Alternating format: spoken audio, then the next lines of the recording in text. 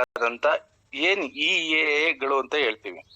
Essential amino acids ಅಂತ ನಾವೇನ್ ಹೇಳ್ತೀವಿ, ಈ ಎಸೆನ್ಷಿಯಲ್ ಅಮೈನೋ ಆಸಿಡ್ಸ್ ಗಳನ್ನ ಪ್ರೊಡ್ಯೂಸ್ ಮಾಡುವಂತ ಕೆಲಸವನ್ನ ನಮ್ಮ ದೇಹಕ್ಕೆ ಪೂರಕವಾಗಿ ತುಂಬುವಂತ ಕೆಲಸವನ್ನ ಇದು ಮಾಡೋದ್ರಿಂದ ನಾನು ಏನ್ ನಿಮ್ಗೆ ಹೇಳ್ದೆ ಅಂದ್ರೆ 19ರಿಂದ 24 ವಯೋಮಿತಿಯ ಮಕ್ಕಳು ಅಥವಾ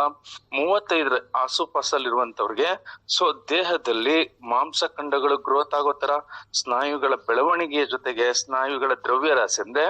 ಅವರ ಮಾಂಸಖಂಡ ಫಿಟ್ನೆಸ್ ಅಂದ್ರೆ ಬಿಗಿಯಾಗಿ ಟೈಟ್ ಆಗಿ ಫಿಟ್ ಆಗಿರೋ ತರ ನೋಡ್ಕೊಳ್ಳುವಂತ ಕೆಲಸವನ್ನ ಈ ಒಂದು ಎಸೆನ್ಷಿಯಲ್ ಅಮೈನೋ ಆಸಿಡ್ಸ್ ಗಳು ಮಾಡುತ್ತೆ.